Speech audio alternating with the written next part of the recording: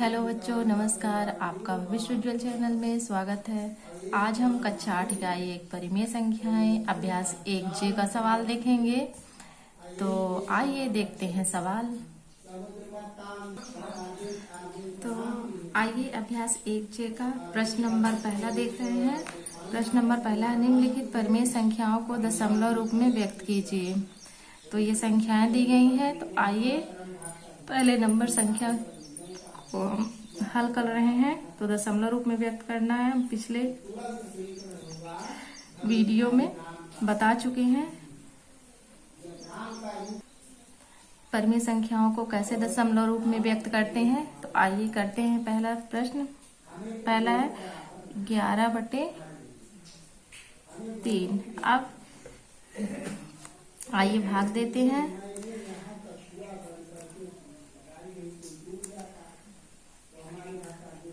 11 में 3 का भाग, तो 3 तिहाई 9। तो अब इसको घटा देंगे। 11 में 9 गए 2। अब देखिए 3 का भाग 2 में नहीं जाएगा, इसके लिए हम यहाँ पर दशमलव रखेंगे। और जब दशमलव रखेंगे तो यहाँ पर एक 0 बढ़ा सकते हैं। अब 3 का पहाड़ा पढ़ेंगे कि 20 से ज्यादा ना हो। तो 3 तिहाई 3 चौक 12, 3 पचे 15, 3 छः 18, 3 सते 21 ज्यादा हो रहा है। तो 3 छः 18।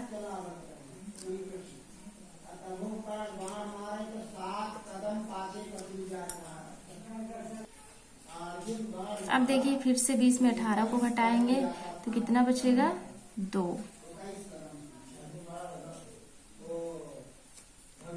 तो जब हम पहले से ही दशमलव रखे हैं तो अब इसमें भी हम 0, जब एक बार दशमलव रख देते हैं तो हम संख्याओं में 0 बढ़ा सकते हैं। तो इसमें फिर से 0 बढ़ाएंगे। फिर से क्या आएगा 3 छः 18।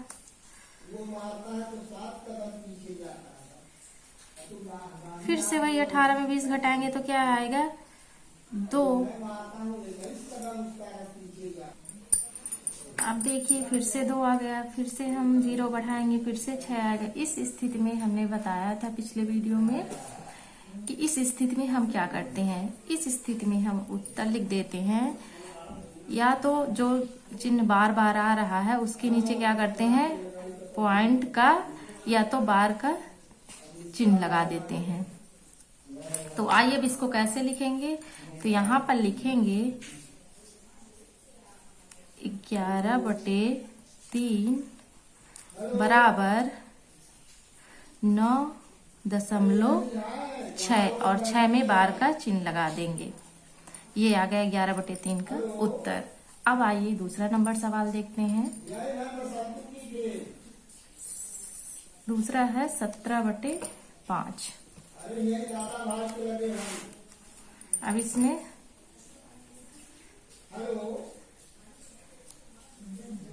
आइए भाग देते हैं 17 में 5 का। तो 5 तिहाई 15, 5 चौक 20 ज्यादा हो जाता है तो 5 तिहाई 15। अब 15 में 17 को घटाएंगे तो क्या बचेगा 2। तो अब 5 में 2 नहीं घटेगा। इस स्थिति में क्या करेंगे, यहाँ पर दशमलव रखेंगे और जब दशमलव रखेंगे तो यहाँ पर एक 0 बढ़ाएंगे। तो अब देखते हैं 5 चौक 20। देखिए पूरा भाग हमारा, अब इसमें 20 में 20 घटाएंगे तो पूरा कट गया, शेषफल कुछ भी नहीं बचा। तो 17/5 को क्या लिख सकते हैं 3.4। इसको दशमलव रूप में क्या लिखेंगे 3.4। अब आइए दूसरा सवाल देखते हैं। दूसरा है 19/6। अब देखिए 19 में 6 का भाग, तो दीजिए 6 त्रिक 18। अब यहाँ लिखेंगे 18। अब घटाएंगे तो क्या आएगा, 19 में 18 जाएंगे तो क्या आएगा, बचेगा 1। अब 6 में 1 का भाग नहीं जाएगा तो यहाँ पर दशमलव रखेंगे, और जब दशमलव रखेंगे तो यहाँ पर 0 बढ़ाएंगे। अब यहाँ पर 10 आ गया, 6 का पहाड़ा पढ़ेंगे तो 6 एकम 6, यहाँ पर क्या आ गया 6। अब 10 में 6 को घटाएंगे तो कितना आएगा 4। अब पहले से दशमलव रखें, अब इसमें 0 हम बढ़ा सकते हैं तो 0। छाछंग तो क्या आएगा, छाछंग 36।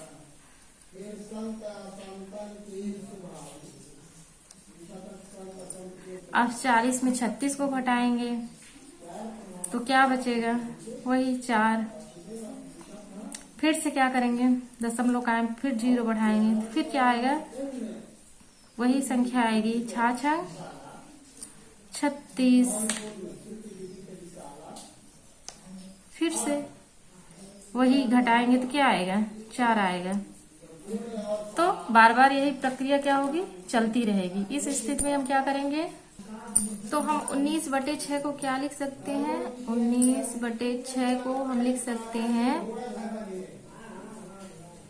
3.16 और इसके ऊपर बार का चिन्ह लगा देंगे, क्योंकि वही संख्या बार बार आ रही है तो इसके ऊपर हम बार का चिन्ह लगा देंगे। तो 19/6 को हम 3.16 लिख सकते हैं।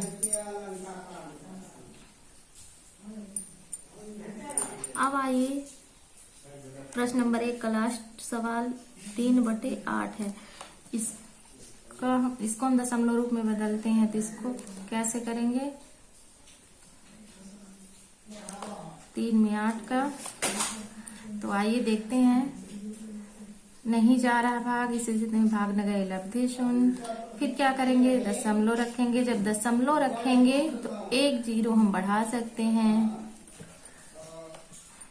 तो 8 चौक 32 हो जाता है, तो 8 त्रिक 24 और 30 में अब 24 को हम क्या करेंगे, घटाएंगे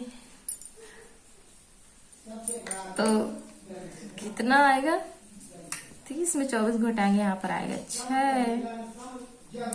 अब 8 में 6 नहीं का भाग नहीं जा रहा, दशमलव हमने पहले से रखा है, फिर से क्या करेंगे 0 बढ़ाएंगे।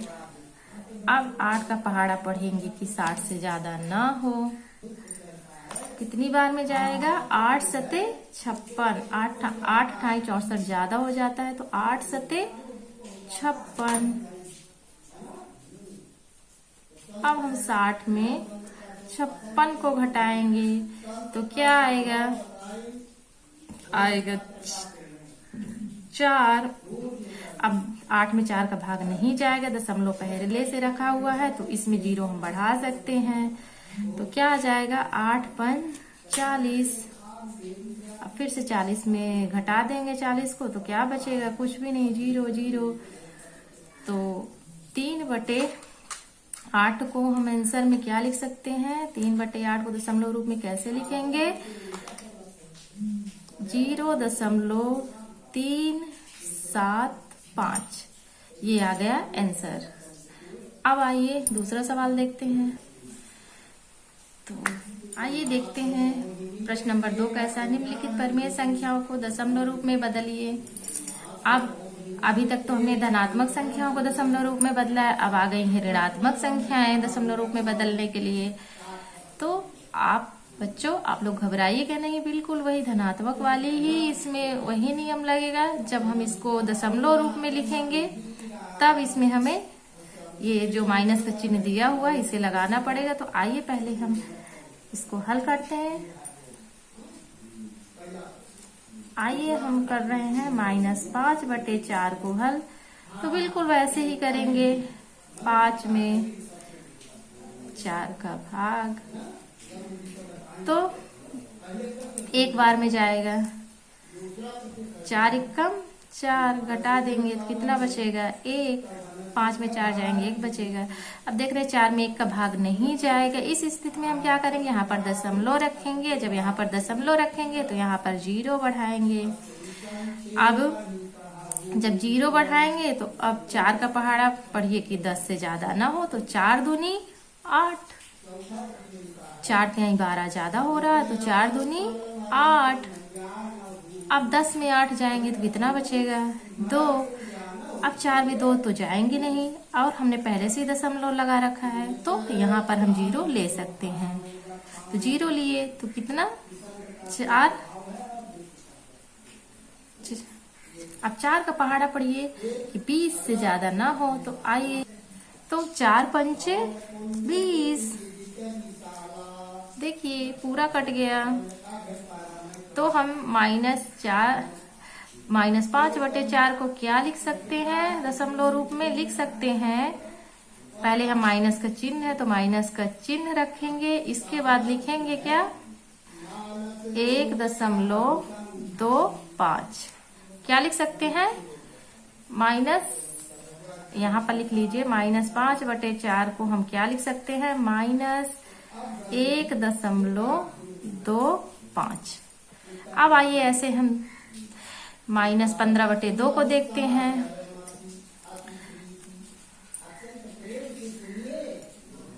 -15/2 को देखेंगे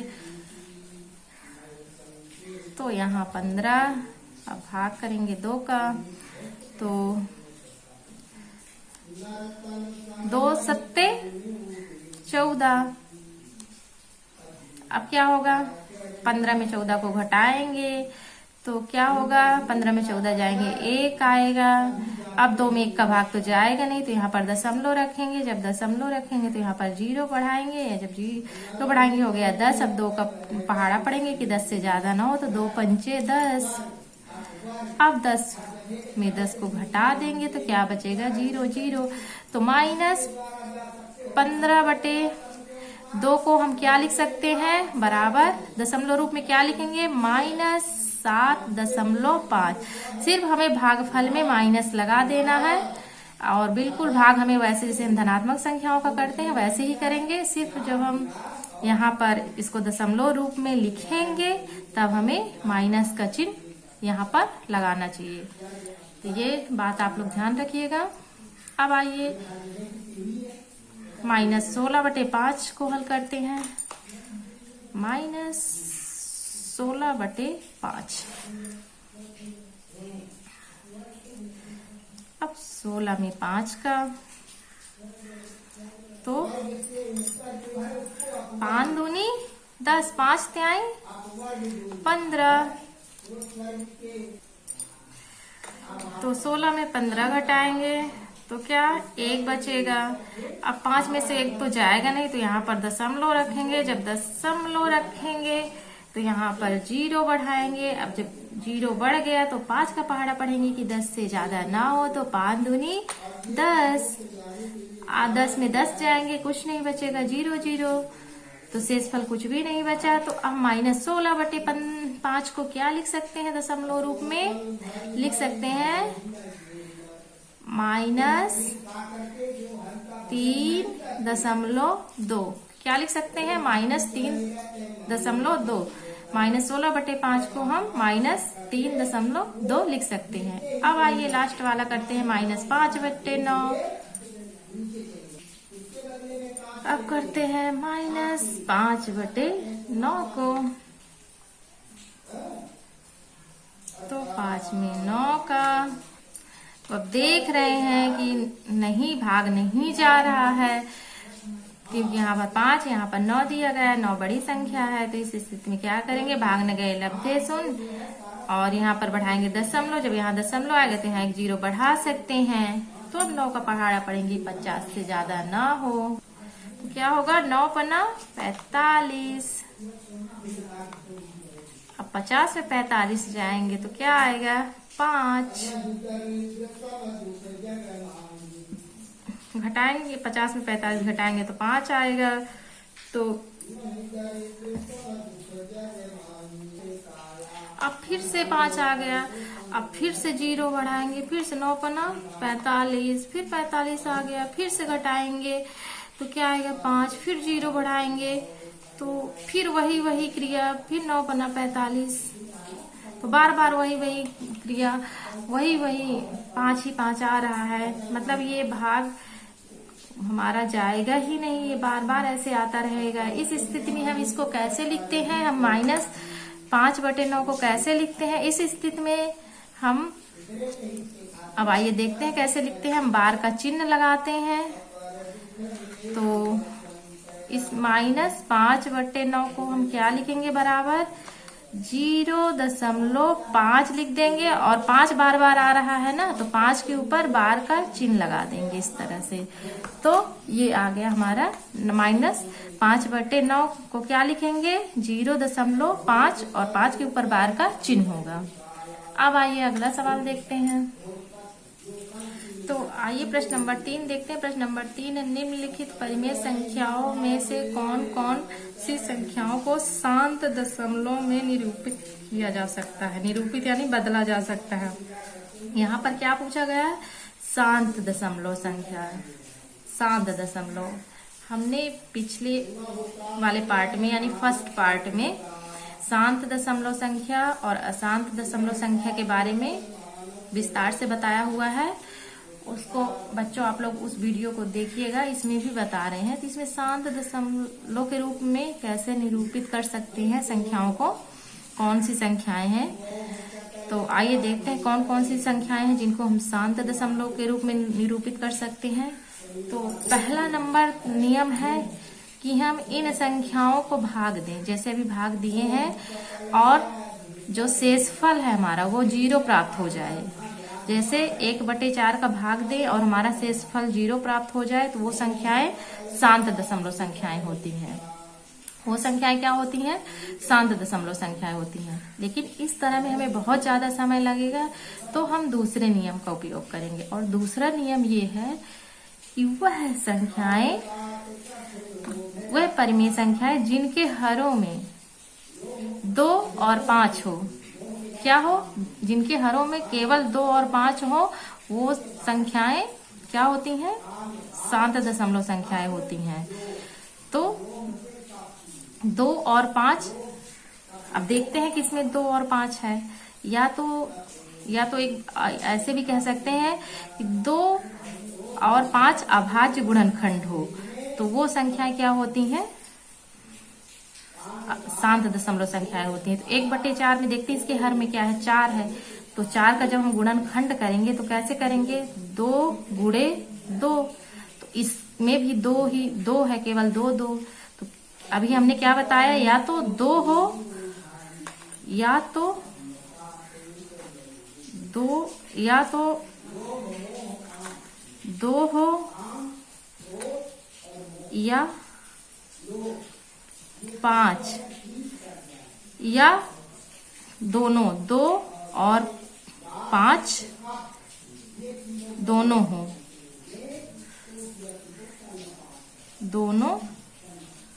हो, तो वह संख्याएं क्या होती हैं, कहाँ, ये 2 और 5 कहाँ हो, हर में होना चाहिए। ठीक है। तो देखिए यहाँ पर 2 गुणे 2 है, तो ये क्या हो गई, इस संख्या को हम शांत संख्या में निरूपित कर सकते हैं। अब 8 का गुणनखंड कर लीजिए। 8 का गुणनखंड कैसे होगा, 2 गुणे 2, 2 दूनी 4, 4 दूनी 8, इसमें भी केवल 2 है, तो ये भी संख्या क्या होगी, शांत दशमलव में हम इसको भी निरूपित कर सकते हैं। अब फिर से यहाँ पर 4 है, देखिए, तो 4 का फिर से हम गुणनखंड करेंगे, तो अभी गुणनखंड 4 का किया तो क्या आया, 2 गुणे 2, तो ये भी संख्या क्या है, शांत दशमलव संख्या है।